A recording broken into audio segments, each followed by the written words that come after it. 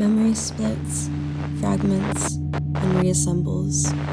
Here, desire is a tool for deconstruction. I convince a new truth. I make it believable, even to myself. Looking down wastes time. I imagine a place where I still meet you. Find my touch in the space between sleep and wake. How can we place the body in the same static as the brain? In her book Bluets, Maggie Nelson writes, "Eventually, I confessed to a friend some details about my weeping, its intensity, its frequency.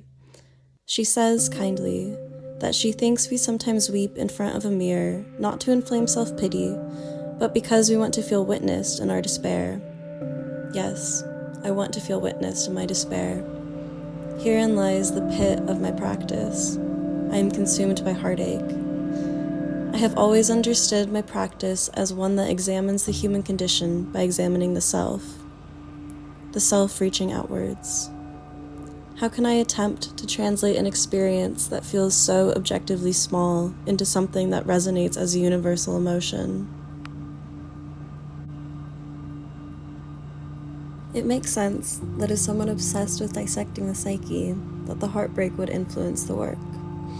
I am obsessed with exploring intimacy and its emotional violence, looking closer at our personal relationships, the intangible wounds they can cause, the anxiety they inflame, pain of loss, fear of isolation, and the longing for connection.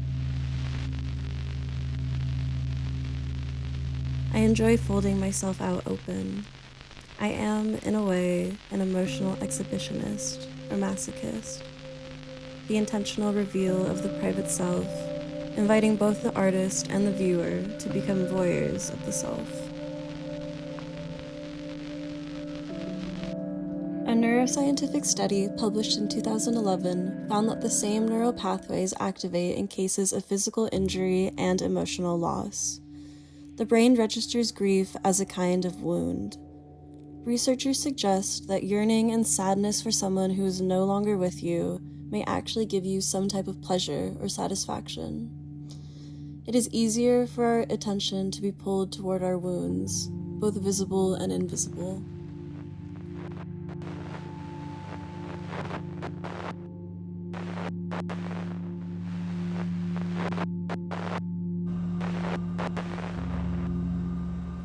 At the beginning of the term, I wanted to move away from traditional photographic printing and towards something more tactile and immersive. I began by mapping ideas on the wall. Questions surrounding grief and loss emerged naturally and expanded into broader concerns around subconscious desires and the way memory warps and reshapes itself over time, creating different versions or truth through perception. Aesthetically, I began to consider how text could function alongside image, using writing as a foundation to create the emotional landscape where the visual work could live. I started to use the internet as an archive of found text, pairing screenshots of fragments from anonymous comment sections with images, creating found poems and collages.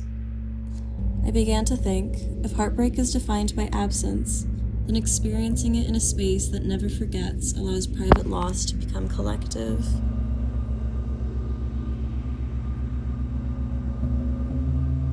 Of course, it led to finding more inspiration and references as well.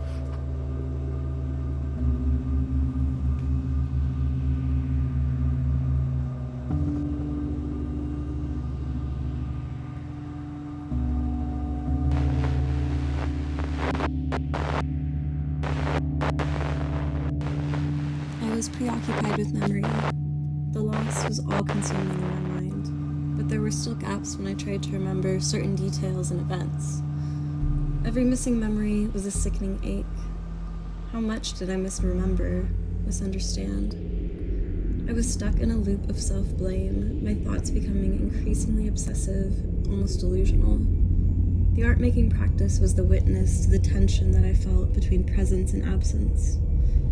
When I wasn't thinking about it during the day, I dreamt of it at night. Night opens, I enter. Night shuts, I don't leave. Alejandra Pizarnik, The Galloping Hour. Reflection happened largely at night when I was alone. I placed the practice in the dream state. Freud says our dreams reflect our subconscious mind, creating symbols of what we desire. Others say they reflect the anxieties that we're already aware of. In the dream state, time and reality are pulled apart like memory. I was drawn to unsettling environments created by artists like Edward Hopper and David Lynch, where loneliness and beauty could be juxtaposed with anxiety to create a charged tension. I studied the films Eternal Sunshine of the Spotless Mind and Inland Empire, watching the way narrative was collapsed in order to form surreal worlds that mirrored the interior self. The memory of place, a phenomenology of the uncanny, says, like some creaking flood barrier, nostalgia enters the scene of the fragmented self in order to cultivate a border around the wreckage of place and memory, and thus salvage what time has indiscriminately sought to annihilate. If memories act as ghosts, our own body is the site of haunting. In my practice, I decided to experiment with image transfer, a method that was new to me. I needed a medium that demanded physical presence, trial and error, and repetitive motions. I was interested in how transformation was crucial to the process. Making an image undergo physical deformation and change, both intentionally and unintentionally. I began selecting images for transfer that would lend themselves to deterioration, ones that could blur, run, or fracture without losing their grounding. Color became warped, and the grain of wood introduced a texture that functioned like TV static. Bodies were dissected and split apart.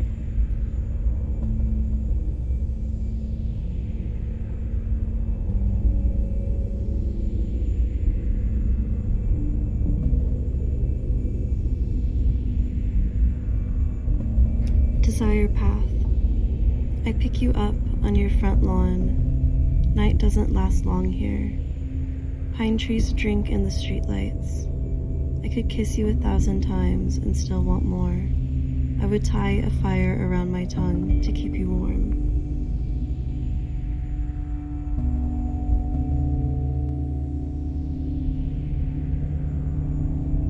I often worked with film photographs and camcorder stills for their lived-in nostalgia.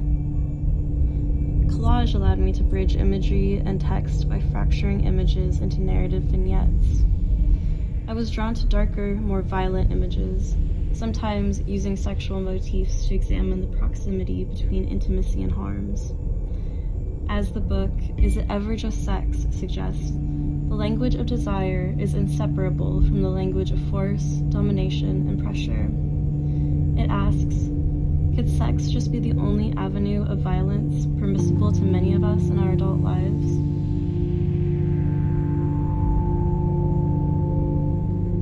Something I found in an old notebook. I cry on the phone to everyone I talk to. No difference between a spill and something measured. Everyone's always had enough anyway.